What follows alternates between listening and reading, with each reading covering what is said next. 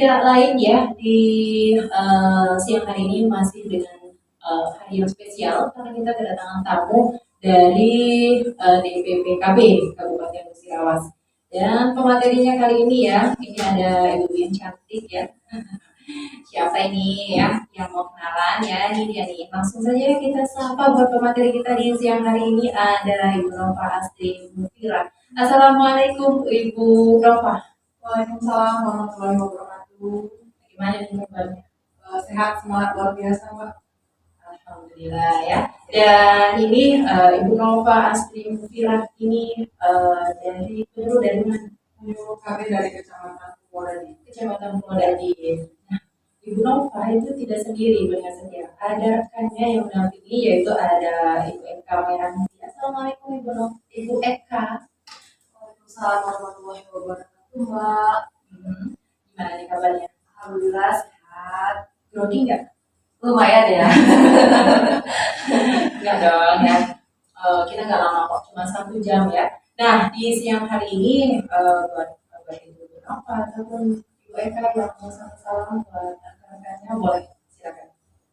Oke, selamat siang untuk rekan-rekan penyuluh KB se-Antero Jaya Raya, terutama di Kabupaten Musirawas. Tetap semangat, sehat, semangat dan luar biasa. Dan cerdas, sehat dan sejahtera. Itu aja, Mbak. Oke, ini gimana nih Ibu Eka? Boleh mau tambahin sama salam? Cukup ya. Oke nih, jadi di siang hari ini ya kita masih bersama Ibu KB Kabupaten Musirawas dan khususnya masih dengan materi yang luar biasa dan menghadirkan juga informasi-informasi yang sangat penting tentunya ya. Mereka hadir membawa informasi yang penting untuk kita semua dengarkan dan simak bersama-sama. Dan hari ini itu kita akan membahas tentang percepatan penurunan stunting. Benar nggak sih?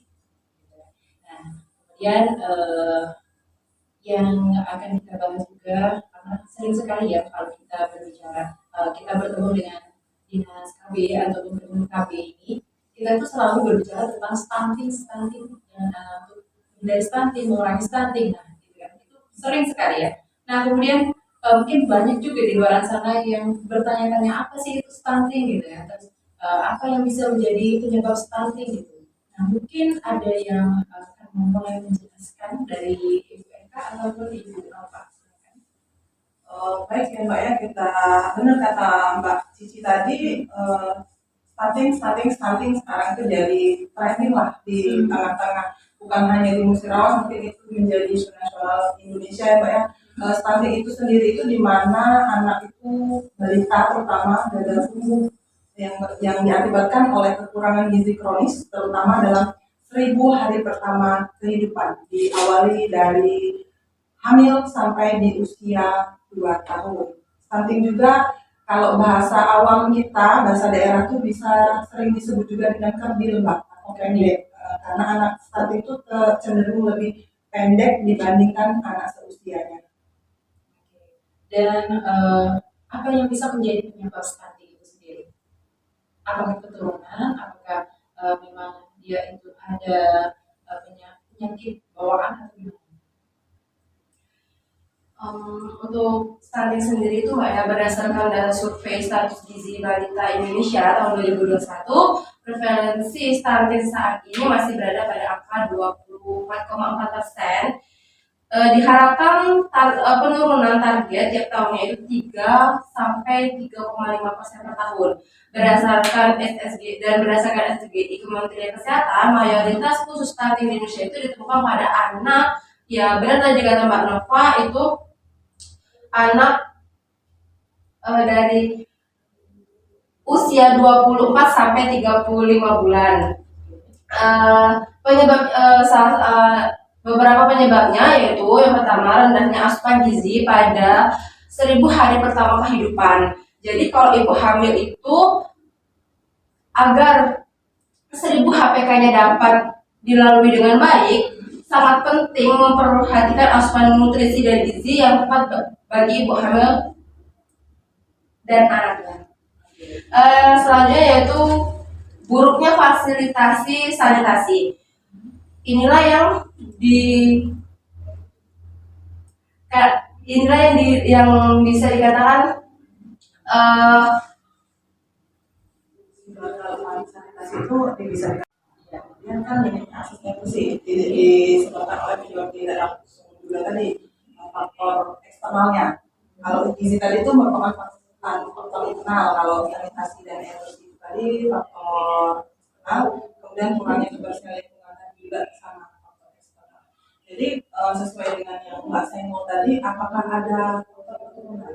Kalau faktor keturunan itu banyak bisa menentukan tidak faktor utama itu ada gizi. Gizi itu utama. Gizi di 1000 hari pertama kehidupan.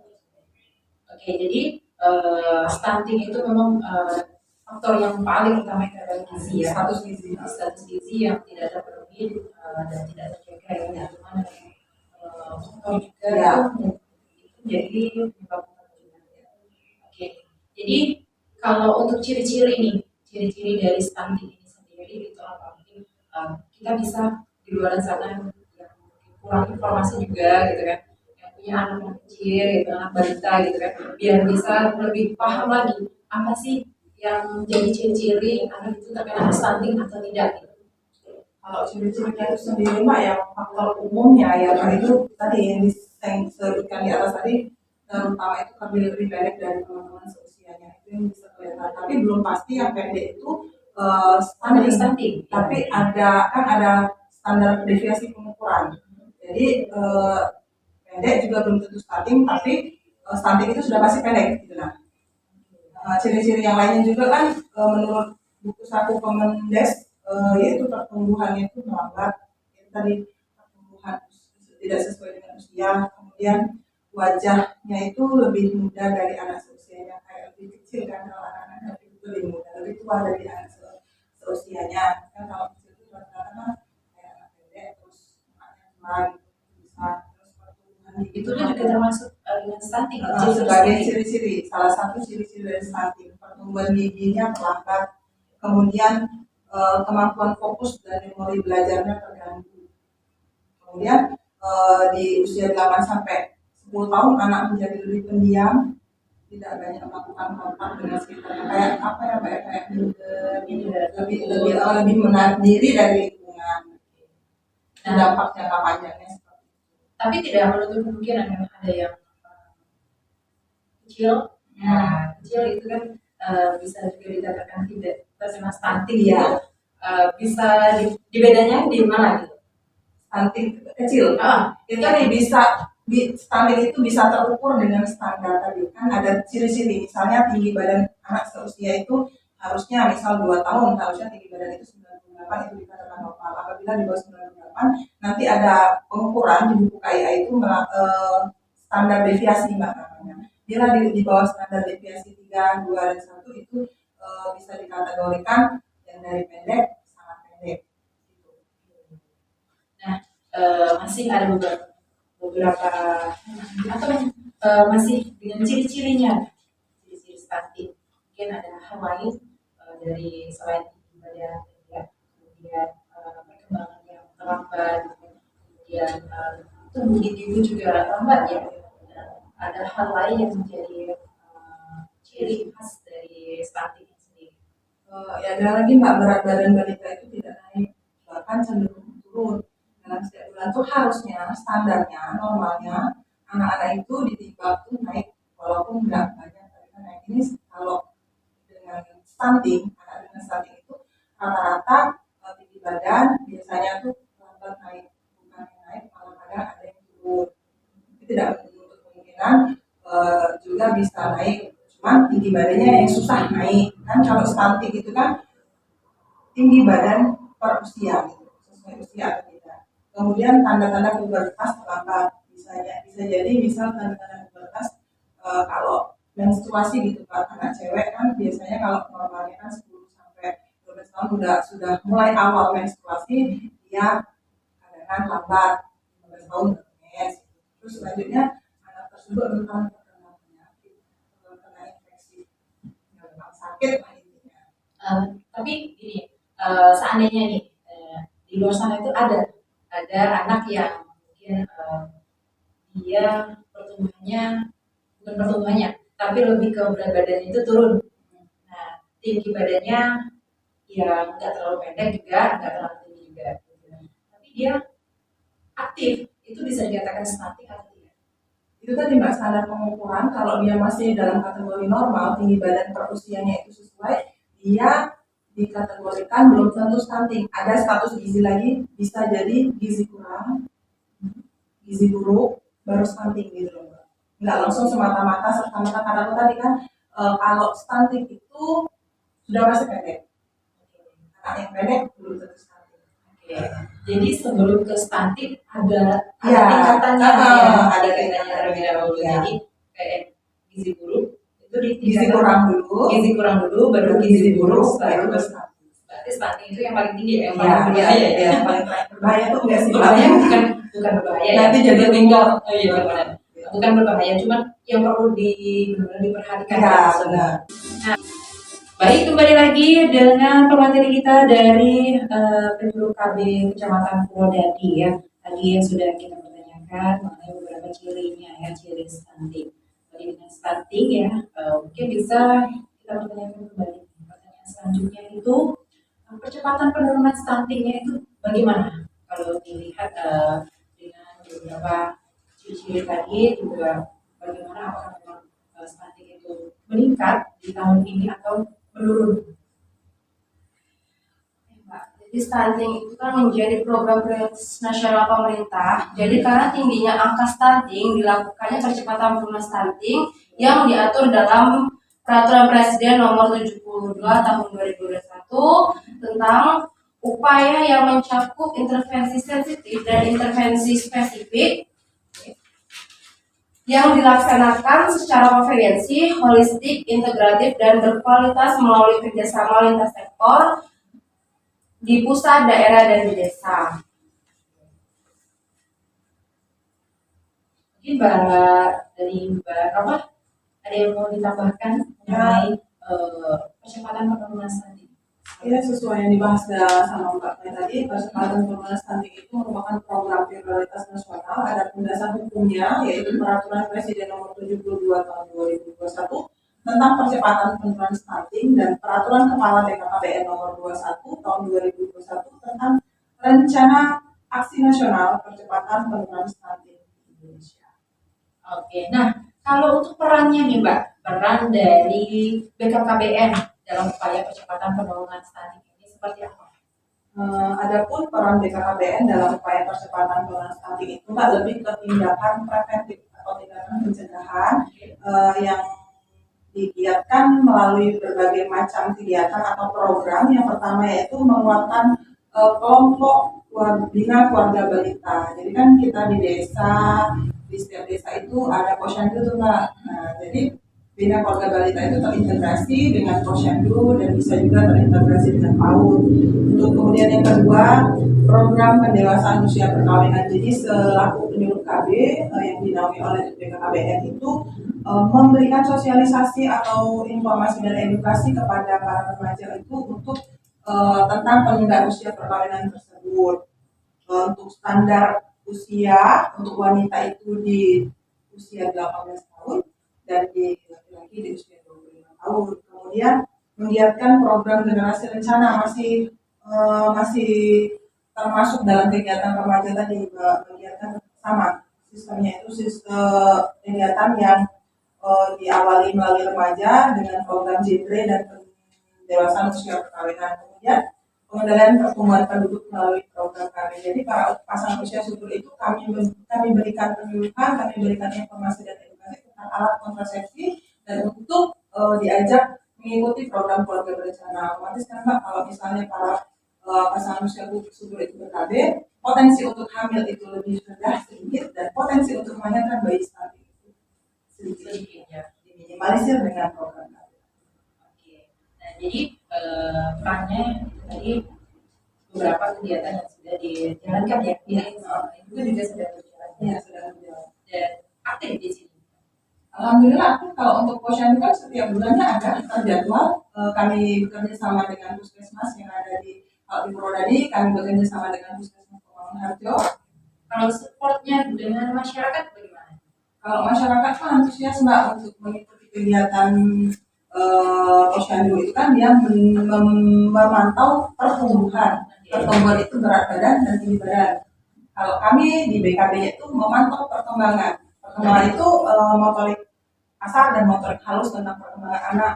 Jadi anak itu usia 1 tahun harusnya sudah bisa berjalan, itu masih dalam perkembangan. Jadi antusias, apalagi kan sekarang rumor-rumor stunting itu masyarakat sudah kenal, sudah tahu dan sudah paham. Jadi oh iya Bu, jadi tiap bulan harus dipantau anaknya nunggak enggak, itu tinggi badannya, anakku masuk ke dalam itu stunting atau gizi buruk atau gizi kurang gitu. Kalau masyarakat alhamdulillah antusias Mbak. Dan yang mengikuti posyandu nih itu dari masyarakatnya ini sendiri sampai anak itu usia berapa? Kebanyakan sih Mbak, kalau bukan di Purwodadi sendiri sih, kebanyakan usianya itu kalau paling dibatas usia beliau ibu-ibu tadi, batas anaknya imunisasi paling 1,5 tahun, mentok-mentok 2 tahun. Tapi berbagai macam cara kami sebagai penyuluh KB yang ngamen dari desa ke desa memberi informasi, Bu pentingnya ini loh Bu, posyandu kita memantau tumbuh dan kembang anak, bukan hanya imunisasi tok, suntik tok, enggak gitu. Tapi mereka ya lambat laun paham gitu loh. Jadi kalau terutama di Purwodadi atau desa binaan saya itu sendiri yang 3 tahun 4 tahun masih obat posyandu, karena ada satu kasus stunting itu di usia 3 tahun ke atas. Jadi tetap datang kan, mereka itu nanti akan berkolaborasi, desa itu memberikan bantuan semacam makanan tambahan atau susu. Jadi mereka itu kata orang Jawa tuh boyok kalau masih disuruh datang. Untuk yang pertama kan biasakan anak untuk makan teratur sebanyak 3 kali sehari, itu ada sarapan, ada makan siang, dan makan malam.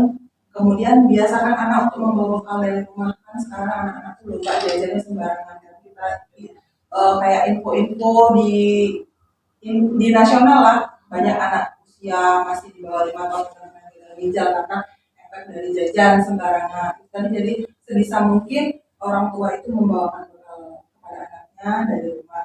Kemudian selalu makan bersama keluarga untuk menghindari anak mengkonsumsi jajanan yang tidak sehat dari luar. Seperti yang tadi Mbak. Kemudian biasakan menyiapkan makanan sehat dengan kebutuhan gizi seimbang sesuai dengan kondisi anak. Kan porsi anak itu akan berbeda, gizinya pun juga akan berbeda sesuai dengan tingkatan usianya. Kemudian selalu menyediakan menu yang bervariasi setiap hari. Apalagi anak-anak ya Mbak, kalau masih anak kecil di bawah 3 tahun, di bawah 5 tahun itu makan nasi itu susah.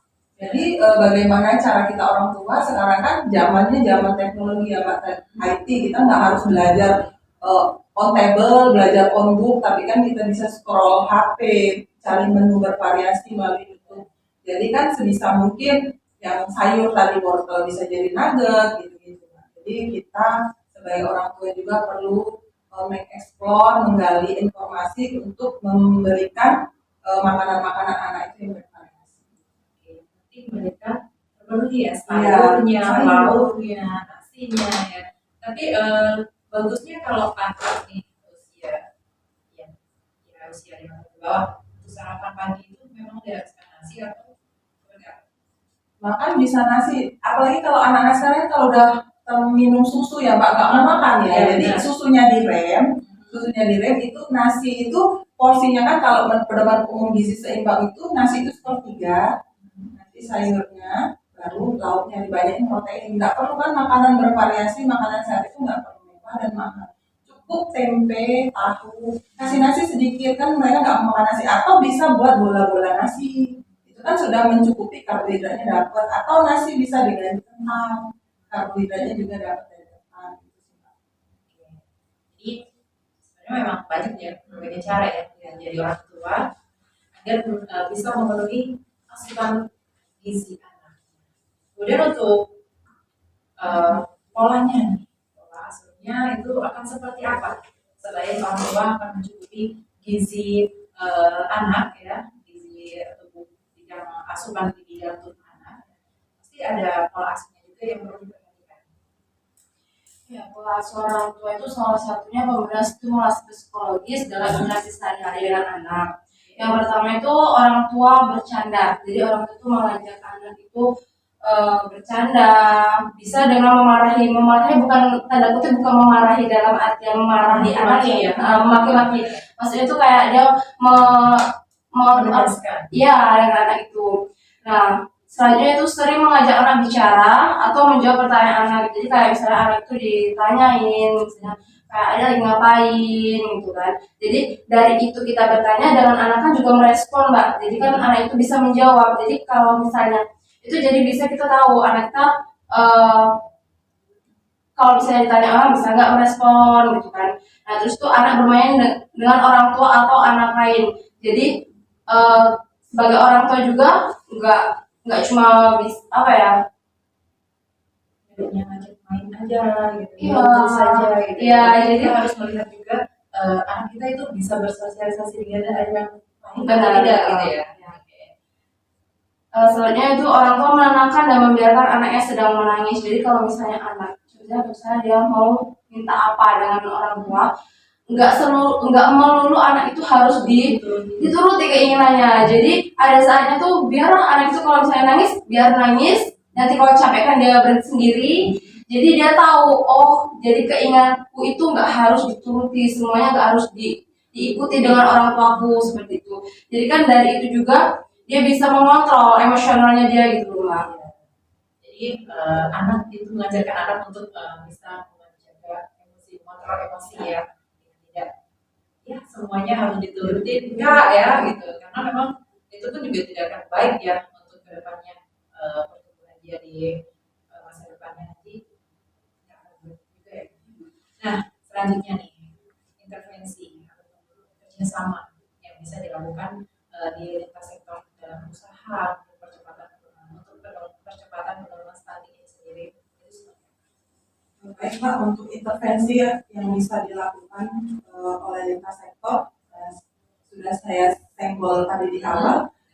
Yang pertama kan kita membangun komitmen dan tujuan kepemimpinan. Nah, itu tadi tim percepatan penurunan stunting itu tidak hanya ada di tingkat kecamatan, ada di tingkat kabupaten, dari tingkat desa pun ada, tingkat desa, kecamatan, kabupaten sampai ke nasional, provinsi, terus nasional.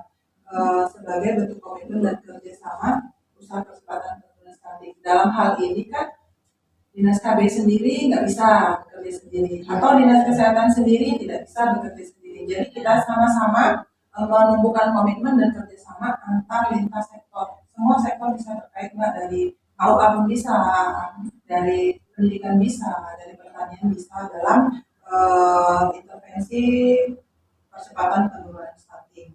Kemudian untuk yang kedua adalah memberikan sosialisasi, itu tadi konseling, informasi dan edukasi yang disosialisasikan kepada masyarakat. Dalam hal yang pertama itu jadi bisa tentang konseling gizi dan konseling menyusui, tentang ASI eksklusif di kegiatan intervensi spesifik tadi yang merupakan penyebab langsung.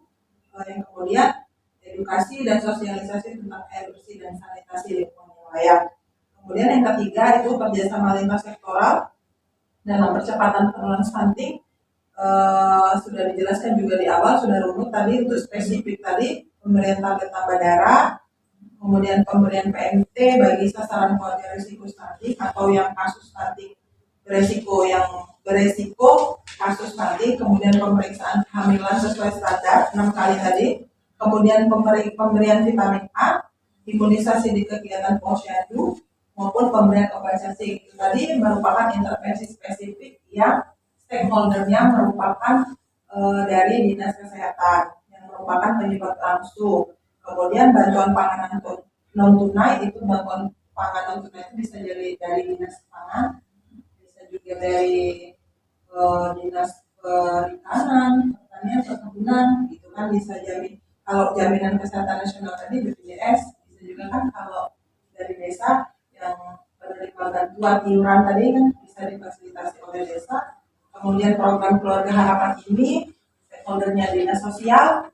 Nah, kemudian yang terakhir itu melakukan pemantauan dan evaluasi dalam program percepatan penurunan stunting. Kami di sini Mbak untuk TPPS itu rutin berkegiatan untuk kegiatan mini lokakarya percepatan penurunan stunting yang ada di kecamatan. Untuk tahun ini ada 5 periode, sudah berjalan 2 periode dan besok Jumat ini adalah periode ketiga untuk mengevaluasi sejauh mana tim percepatan penurunan stunting ini berjalan. Dievaluasi setiap bulannya. Jadi ini besok ya, Jumat besok berarti akan ada kegiatan juga penilaian.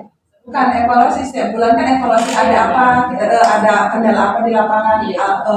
Kebetulan besok itu narasumbernya dari Dinas PMD dan dari Dinas Pendidikan. Melihat hasil dari Ya, kami kan ada data, nanti data itu dievaluasi, ada nggak progresnya gitu kan. ya ada nggak masalahnya, Iya, ada nggak masalahnya yang perlu dibantu, dibantu, yang perlu diperbaiki juga apa Iya. gitu ya, itu akan ada di evaluasi hari Jumat. itu semua sekabupaten. Iya, sekabupaten terjadwal dan terstruktur. Oke, mudah-mudahan ya programnya berjalan lancar dan kemudian stuntingnya ini menurun drastis, bahkan yang diharapkan itu nggak ada ya anak-anak yang terkena stunting ya, dan akan ada tambahan mungkin dari materi.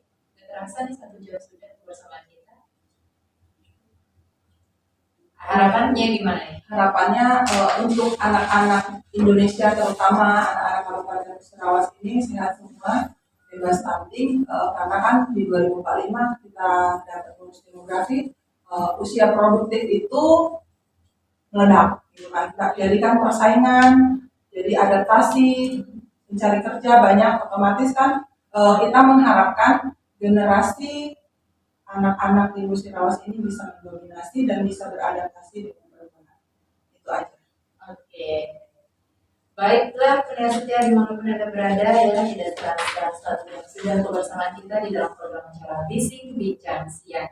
Nah, pemateri kita dari DPPKB Kabupaten Musirawas, yaitu dulu dari Kecamatan Purwodadi, ada Mbak Nova Astri Mufira dan Mbak Eka Mairati.